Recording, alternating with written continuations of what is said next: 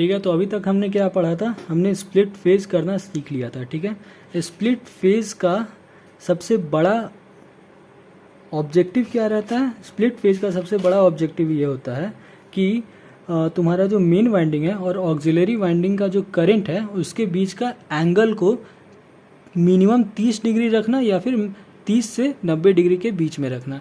इसी से क्या होगा, स्टार्टिंग टॉर्क प्रोड्यूस हो पाएगा जो कि रोटर को रोटेट करेगा। ठीक है, दोनों करंट के बीच अगर 30 डिग्री से कम एंगल हो गया तो तुम्हारा जो टॉर्क जनरेट होगा वो टॉर्क रोटर को रोटेट ही नहीं करा पाएगा। समझे, बिना लोड हो या ना लोड हो, रोटर को रोटेट ही नहीं करा पाएगा। ठीक है, तो मेन टारगेट क्या है कि दोनों करंट के बीच अगर हमको 90 डिग्री रखना है, मिनिमम 30 तो रखना ही है। ठीक है, तो उसको अचीव करने का सबसे पहला तरीका है resistance start split phase induction motor. ठीक है, इसमें क्या होता है, resistance start split phase induction motor में हम लोग क्या करते हैं कि जो तुम्हारा ऑक्सिलरी वाइंडिंग है ना उसमें पतला वायर यूज़ करते हैं और कम नंबर ऑफ टर्न्स, मतलब छोटा है और पतला वायर। ठीक है, जबकि मेन वाइंडिंग तुम्हारा रेगुलर वायर होता है। ठीक है, रेगुलर मतलब मोटर में जो नॉर्मल वायर चलता है वही वायर है। ठीक है, तो होता क्या है, और दोनों को देखो पैरेलल में कनेक्ट किए हैं। ठीक है, मतलब ये जो करंट गया एक ही समय पे इधर भी जा सकता है और एक ही समय पे इधर भी उसको पाथ मिला है। ठीक है, कनेक्शन का पैटर्न भी सेम है, देख सकते हो डॉट से करंट निकल रहा है, यहाँ पे डॉट से करंट निकल रहा है। ठीक है, कहने का मतलब डॉट मतलब सेम पोलैरिटी बताता है। अगर यहाँ पे पॉजिटिव हो रहा होगा तो यहाँ पे भी पॉजिटिव होगा, यहाँ निगेटिव हो रहा होगा तो यहाँ पे भी निगेटिव हो रहा है। मतलब वाइंडिंग का जो नेचर होता है ना वो बता रहा है। ठीक है, कहने का वाइंडिंग का नेचर, कहने का मतलब यहाँ करंट घुस रहा है तो यहाँ पे जो भी टर्मिनल होगा निगेटिव पॉजिटिव यहाँ पे भी वही टर्मिनल होगा, सो दैट जो फ्लक्स बने वो एडिटिव नेचर का बने। ठीक है, ऑब्जेक्टिव ये है।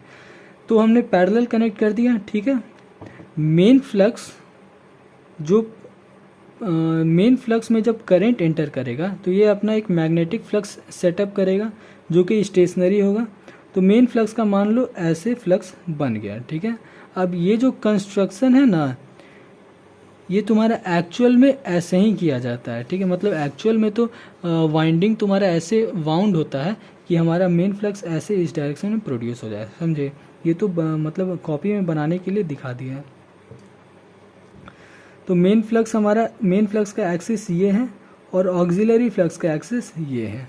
ठीक है, अब देखो दिखने में तो ये 90 डिग्री दिख रहा है लेकिन एक्चुअल में नहीं होता है। ये बस मतलब अभी यहाँ पे डायग्राम बनाने के लिए दिखाया गया है। ठीक है, यहाँ पे एक और कंस्ट्रक्शन क्या है कि यहाँ पे सेंट्रीफ्यूगल स्विच है जिसका यूज़ क्या है बाद में बताएंगे। ये बाय डिफ़ॉल्ट ऑन स्टेट में रहता है और चलने के दौरान ये ऑफ होता है। ठीक है, ये बाद में बताएंगे। तो अभी के लिए ये देख लिए, ये तुम्हारा एक्सिस ऑफ ऑक्सिलरी वाइंडिंग है, ये तुम्हारा एक्सिस ऑफ मेन वाइंडिंग है। ठीक है, रोटेशन कैसे होगा ये बाद में बताएंगे। ठीक है, अब यहाँ पे ये समझो कि यहाँ पतला वायर यूज़ करने से हमारा जो दोनों करंट है जो एक ही साथ दोनों कंडक्टर में घुस रहा है वो कैसे डिले हो जाता है। ठीक है, कहने का मतलब कोई एक कंडक्टर में करंट पहले जाता है और कुछ देर के बाद दूसरे कंडक्टर में वही वाला करंट जाता है जबकि है पैरेलल। ठीक है, तो ये यही टेक्निक है resistance start split phase motor. ठीक है, अब इसको समझते हैं। ये जो पेज है ये आखिरी में समझना है। ठीक है, न्यूमेरिकल बेसिस में। ये देखो कंस्ट्रक्शन, तो कंस्ट्रक्शन तो बता ही दिया। ठीक है, ये चीज़ वही मैंने बताया, स्प्लिट फेज का मेन पर्पस, मतलब स्प्लिट फेज का मेन कैसे करना है। अब यहाँ पे देखो RA is greater than RM। ठीक है, तो कहने का मतलब पतला वायर जब तुमने लगाया है यहाँ पे तो पतला वायर से अंतर क्या पड़ेगा, देखो करंट सेम मैग्नीट्यूड का दोनों में जा रहा है। यहाँ पे नॉर्मल रेजिस्टेंस लग रहा है और पतला होने के कारण यहाँ पे रेजिस्टेंस बढ़ गया। समझ गया, कहने का मतलब मान लो AC का ही वायर तुमको चलाना है और तुम बल्ब वाला वायर से चला दिए तो वायर गर्म हो जाएगा। क्यों गर्म हो जाएगा, क्योंकि करंट तो उतना ही बहना था, तुमने वायर के मटेरियल को ही घटा दिया। ठीक ना, तो इसका रेजिस्टेंस बढ़ जाएगा। ठीक है, तो रेजिस्टेंस बढ़ जाने से क्या होगा, जो हम आगे पढ़ेंगे, ठीक है।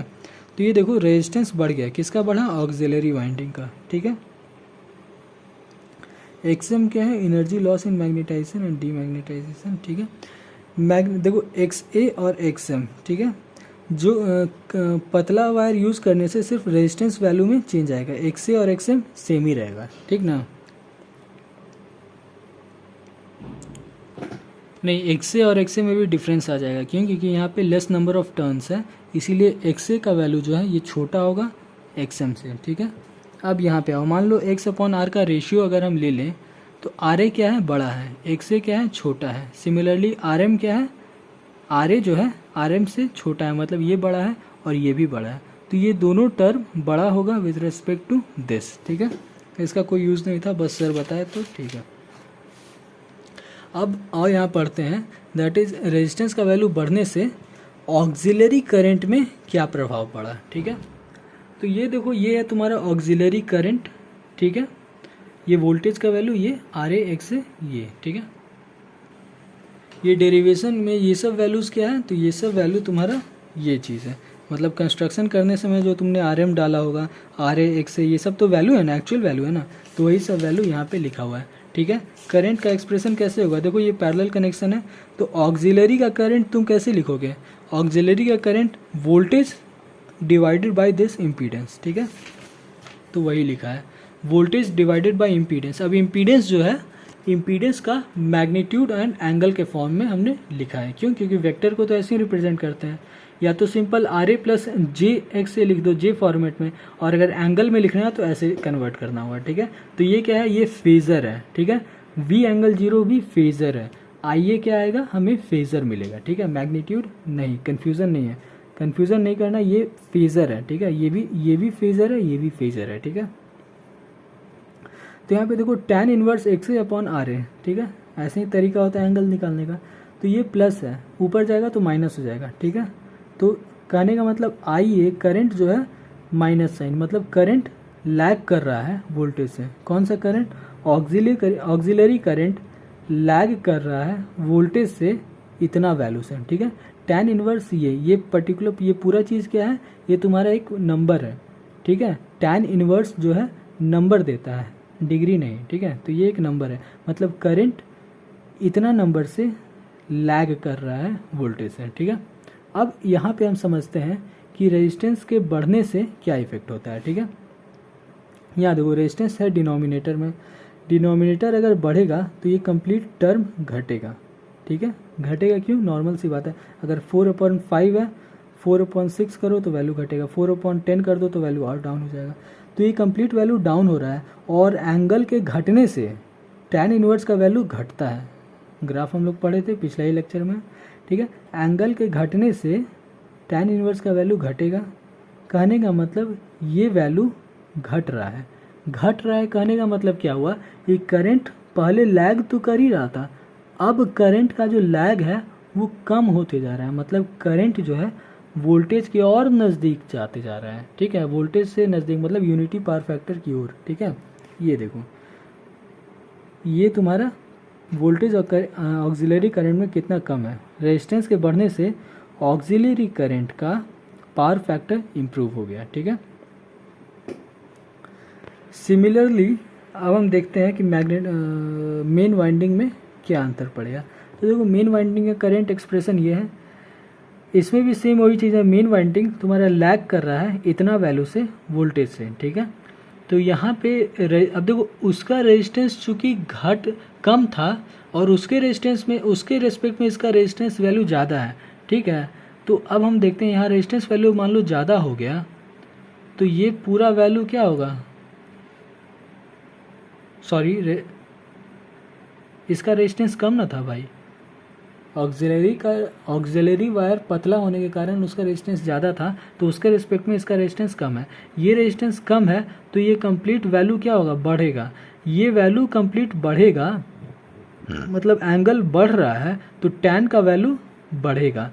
tan का वैल्यू बढ़ेगा कहने का मतलब मेन वाइंडिंग करंट जो है वो और लैग करते जाएगा, मतलब पहले तो लैग कर ही रहा था, पहले लैग कर रहा था, अब और ज़्यादा लैग कर रहा है। ठीक है, तो देखो मेन वाइंडिंग करंट वोल्टेज से और ज़्यादा लैग कर रहा है। ठीक है, तो हमारा पर्पस कहीं ना कहीं अचीव हो गया। स्प्लिट फेज करने का टारगेट क्या था कि ऑक्सिलरी करंट और मेन वाइंडिंग करंट में हम इतना डिफरेंस प्रोड्यूस करें, कितना, 30 डिग्री से ज़्यादा और मैक्सिमम 90 डिग्री।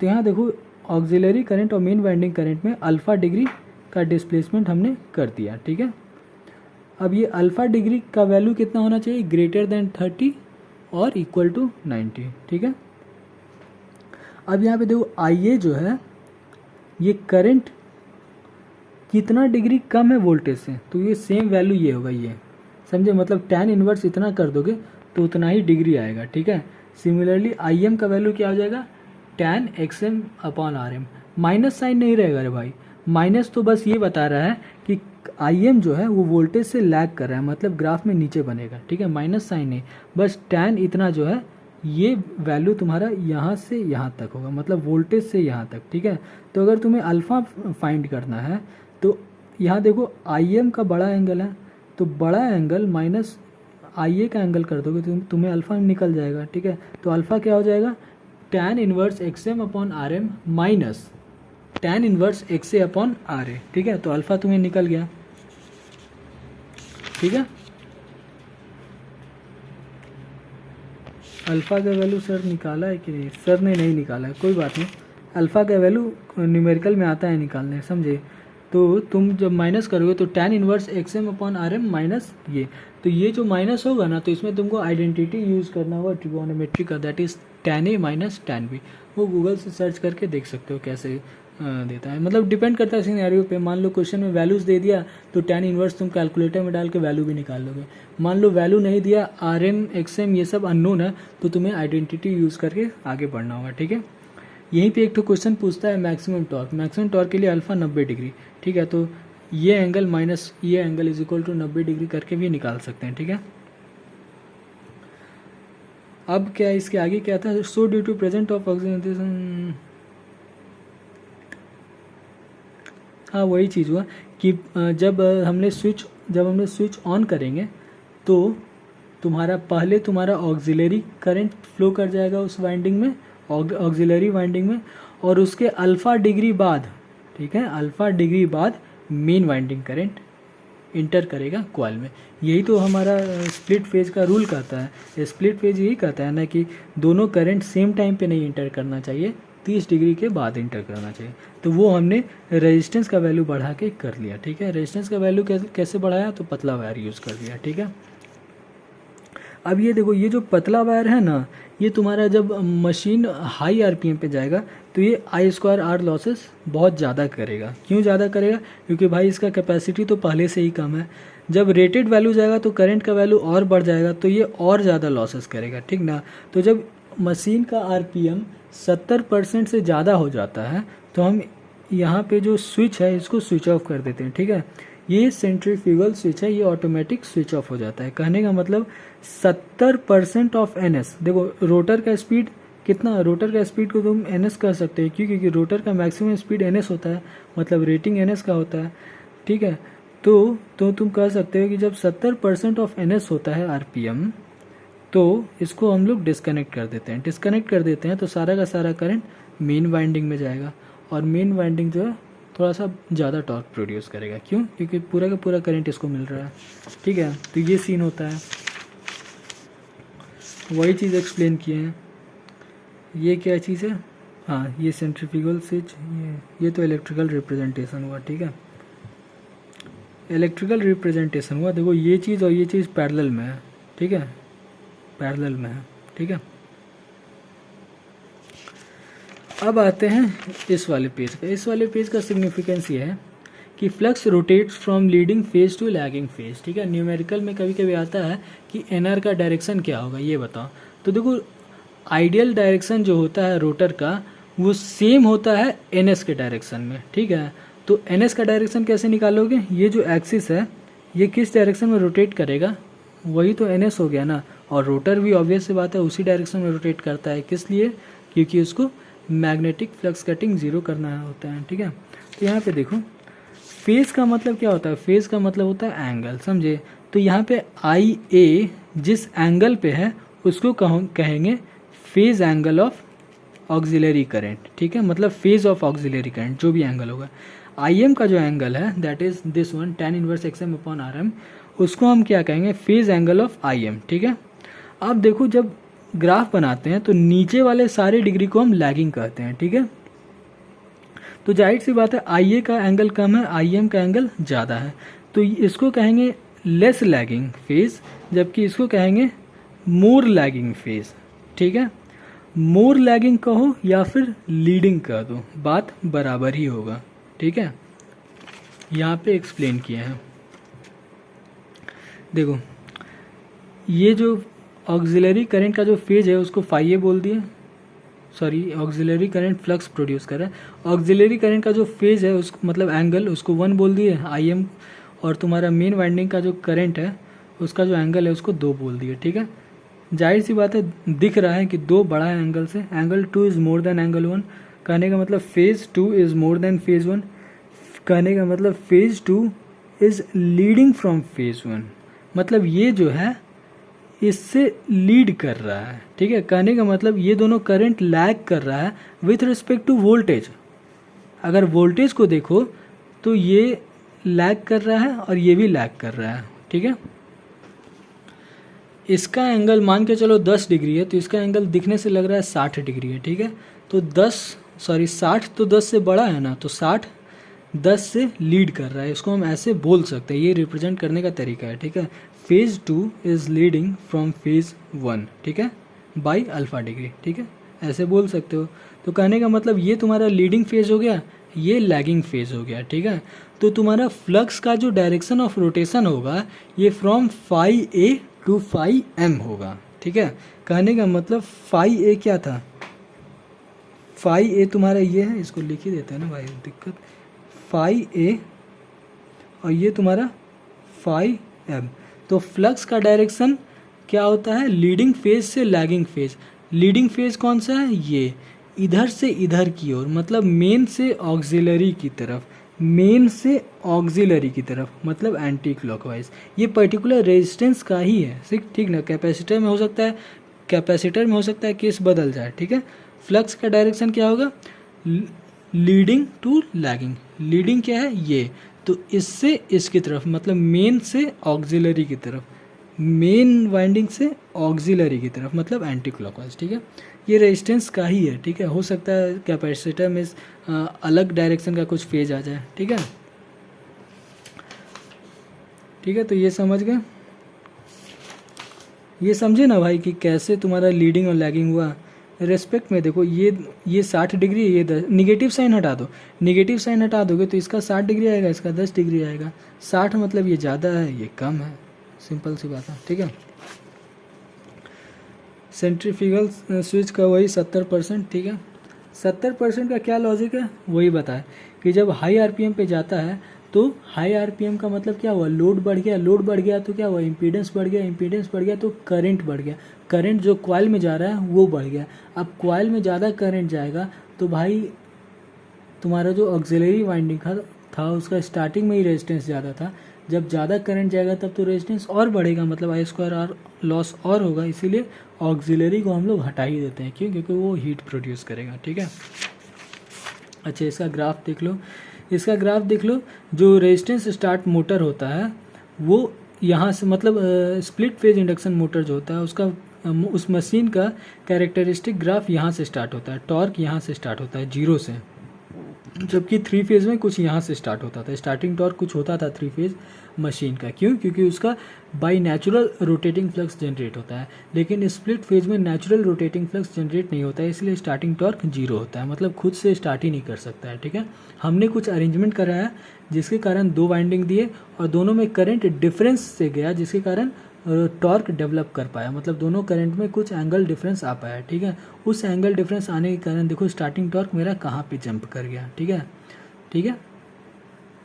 स्टार्टिंग टॉर्क अब हमें यहाँ मिलने लगा, मतलब रेजिस्टेंस स्टार्टिंग टॉर्क कैसे होता है। यहाँ पे देखो छोटा सा कट है, कट का मतलब क्या है, बेसिकली ये स्विचिंग एक्शन को दर्शा रहा है। जब स्विच हुआ जब ऑक्सिलरी वाइंडिंग था तो टॉर्क ज़्यादा था ओरिजिनल टॉर्क से, ठीक है। जब स्विच हुआ तो टॉर्क एकाएक फॉल किया और फिर मेन ओरिजिनल जो ग्राफ है उसको फॉलो किया, ठीक है। ये जो डिपिंग होता है ना, ये सारे कंट्रोल में होगा, कैपेसिटर, रन कैपेसिटर सब में होगा। ये डिप क्या बताता है कि ऑक्सिलरी वाइंडिंग के कारण रोटर को टॉर्क एक्सेसिव मिल रहा था, ठीक है, जो एकाएक फॉल कर गया, ठीक है। ये स्विचिंग एक्शन को दर्शाता है, स्ट्रेट लाइन, ठीक है। 70% पे किया गया था। इसका जो स्टार्टिंग टॉर्क है ये भले फिगर में ऐसे है लेकिन एक्चुअल में लो होता है, ठीक ना, और कम होगा, ठीक है। ये तो बनाने के लिए बना दिए। स्टार्टिंग टॉर्क बहुत ही कम होता है। कितना अवेलेबिलिटी है, तो मार्केट में रेजिस्टेंस स्टार्ट मोटर किस रेटिंग का मिल रहा है, तो 40 वाट से 400 वाट की रेटिंग का मार्केट में ये अवेलेबल है, ठीक है। इसमें एक दिक्कत है कि ये लो आरपीएम पे नहीं घूम सकता है। क्यों? क्योंकि लो आरपीएम, देखो लो आरपीएम कहाँ पे आ रहा है, 70% से कम स्पीड में तुम्हारा ऑक्सिलरी वाइंडिंग सर्किट से कनेक्टेड होता है, और ऑक्सिलरी अगर कनेक्टेड है तो अननेसेसरी हीटिंग प्रोड्यूस होगा। क्यों? क्योंकि ऑक्सिलरी को हम लोग सिर्फ और सिर्फ स्टार्ट करने टाइम ही अचीव करते हैं। एक बार 70 से ऊपर चला गया तो ऑक्सिलरी डिस्कनेक्ट कर देते हैं। लेकिन मान लो तुम अगर कोई इस आरपीएम पे चलाना चाहोगे तो उस समय करंट जो है मेन में भी जाएगा, ऑक्स में भी जाएगा, तो ऑक्स में हीटिंग प्रोड्यूस होगा, ठीक ना, तो वो सही नहीं है इस मशीन के लिए, ठीक है। तो हम लोग इसमें सिर्फ और सिर्फ इतना आरपीएम को ही अचीव कर सकते हैं, मतलब इतना आरपीएम पे ही स्टेबल इस मोटर को चला सकते हैं, दैट इज 70% से ज़्यादा के आरपीएम ही हम लोग चला सकते हैं। इसीलिए कहता है कि मोटर को लो आरपीएम में चलाना इम्पॉसिबल है, रेजिस्टेंस मोटर को, ठीक है, सारे मोटर को नहीं, रेजिस्टेंस मोटर को, इसमें सिर्फ हाई आरपीएम ही पॉसिबल है, ठीक है। स्पीड कंट्रोल भी अगर करना है तो स्पीड कंट्रोल सिर्फ हम 70% से ज़्यादा वाले स्पीड को ही, मतलब बस इतना ही आरपीएम रेंज में हम लोग स्पीड कंट्रोल कर सकते हैं। ऑक्सिलरी वाइंडिंग जब जब प्रेजेंट है तब तक हम कुछ नहीं, मतलब छूना भी नहीं है, ठीक है। ये बहुत ही सस्ता मोटर होता है। क्यों? क्योंकि इसमें कुछ है ही नहीं, कोई इलेक्ट्रॉनिक डिवाइस है ही नहीं, बस लोहा और तार है, ठीक है। अब नेक्स्ट पढ़ेंगे कैपेसिटर स्टार्ट।